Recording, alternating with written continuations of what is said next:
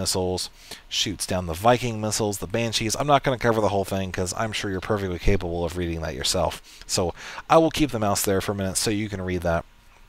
That's one of the reasons why I actually record these things in such high definition is, I really like for you guys to really be able to kind of get as immersive a feel as possible when doing these videos. That way, when you're in the game, it feels more recognizable than when you're, in a video and you're seeing this big whole blurry mess and the whole point is just to listen to me blabber on. So definitely going to go ahead and move the mouse away here now. If you want to read this again, go back, pause it, and good times will be had. So you will see that it does have 200 energy, which means that it is only able to shoot down, a limited amount of targets. So keep that in mind when deploying it. Fortunately, it does not take up the entire energy pool when you cast it, so definitely a good thing to have to deploy on the field when you're in the middle of a giant fight versus one of the kind of eligible units that it's able to kind of basically negate. The last ability that the Raven has is called the Seeker Missile, and it's a missile that chases its target. And it does have a limited duration of flight. You can see it's 15 seconds. However, you can upgrade that, I believe, to 20 through the time duration upgrade that we mentioned a minute ago from the Tech Lab. It does deal AoE damage, area of effect, meaning it'll be a big honk and splash. You can see it right there. Boom. 3 of those Hellions are immediately destroyed, and this one is barely able to survive. Actually, like halfway, but that's okay. For dramatic effects, we'll just say it barely survived. So you saw the Seeker Missile, definitely very powerful. This, where it really shines, like you saw, groups of units. The big Mutaball from Starcraft 1, some people still do that in Starcraft 2. I'd say 2 of these versus a Mutaball is going to be GG. As you'll probably, if nothing else, freak the hell out of your opponent when you blow up their entire army with 2 missiles. So that would definitely be a demoralizing thing for me to witness. So make sure you give these things a shot, as they are very, very powerful units. They have a lot of potential to kind of basically change the tide of a battle in a big way. So definitely love those things. And we do have one more unit that I am going to go ahead and cover here. Before I do that, this is the Armory. Just like in StarCraft 1, it upgrades your mechanical and aerial units.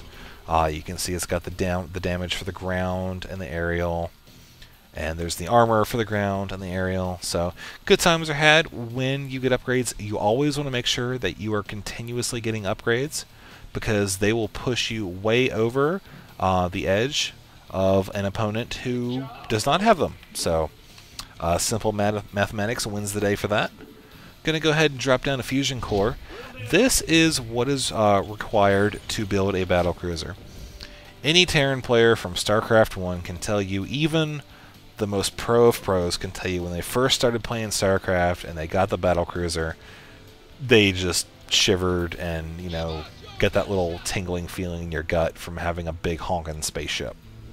Well, Blizzard doubled down on making battlecruisers have a huge coolness factor, as you will see in just a minute when this fusion core builds. The fusion core also does contain the upgrades for the battlecruiser, namely the Yamato cannon. Same functionality as in StarCraft 1, and it also has the energy upgrade for the battlecruiser as well. Yep, it just finished right here. Gonna go ahead and show you the upgrades right here. You can see it enables the use of the Yamato cannon and also increases the starting energy. So we're going to go ahead and select the starport here now that we do have the Tech Lab. Going to go ahead and click Battlecruiser. It does take a while to build, about a minute and a half. That's okay though, because they have definitely improved the functionality of the Battlecruiser from StarCraft 1. Used to be, pretty decent, but you generally wouldn't see them too terribly much in higher end games. However, now they definitely have a place, as they are able to just decimate groups of light units. So while we wait on that, pretty much just take a quick review here. I think we pretty much covered everything else. We'll take an SCV, take a look at the buildings here. Yep, I would say we've pretty much covered everything else. Terran have received a huge overhaul from StarCraft 1, which, I think Blizzard tried to identify weaknesses that the Terran had. One weakness that Terran have in StarCraft 2 is mobility they have, you know, they actually, I realize you're probably thinking, well, they can float off buildings, you idiot. Well, they can, and that is something that can kind of compensate for the lack of mobility. However, a heavy mech build, one that I did, one that is heavy on Thors and tanks, very, very slow around the map. So a lot of players will take advantage of a Terran or a Terran mech player by, you know, attacking the mineral line, and then the mech player will send their units back to the mineral line, and then they'll attack the natural expansion. And, you know, the mech really can't get around fast enough to effectively defend everywhere at once. So, little spoiler, that is how you that is one of the ways that you can deal with Terran mech. But now we do have that battlecruiser here. I'll go ahead and go back to that here. This is the new battlecruiser. You will see that it did receive a nice graphics upgrade from Starcraft 1. I'll kind of flip it around here a little bit. Okay, so you can see it's a snazzy new look, and you can see that it does have the little turrets right here. There's 1, 2, 3, 4, 5, and 6, which is kind of hidden there. 6. And the old battlecruiser fired one kind of laser out of its middle center there. This one, however, fires them all. I don't know about you, but when I first saw that, I fell in love. If nothing else, just for the graphical effects. I mean, that's what a battlecruiser should do. It should just blow the hell out of anything. Or at least if it doesn't blow the hell out of anything, make it look like it can blow the hell out of anything. So, Yamato Cannon Present can definitely blow the hell out of anything. Actually, you know, as long as it has less than 300 health, but that's beside the point. So that is the battlecruiser. It is very effective at taking out groups of light units, such as this this batch of SCVs here. If a couple battlecruisers were to come in, all those lasers would just decimate this group. Same thing for Zerglings, Hydras. You don't want to go Marines or Hydras versus battlecruisers. It kind of worked in StarCraft 1.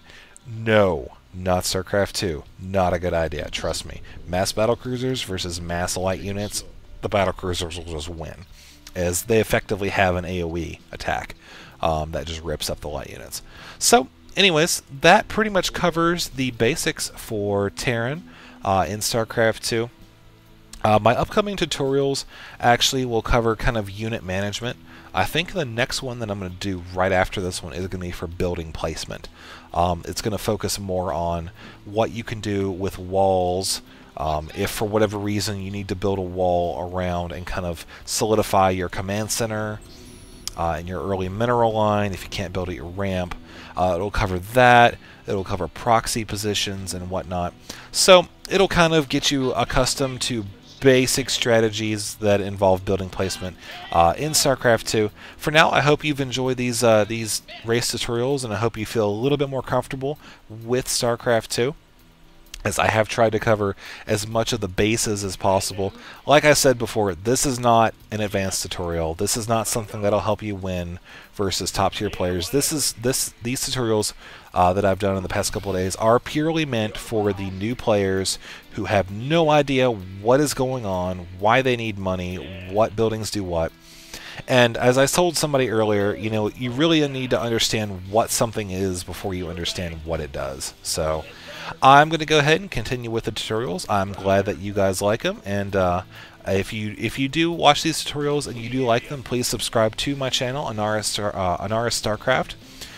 You can type that in the search box, or you can go to www.youtube.com/AnarisStarcraft.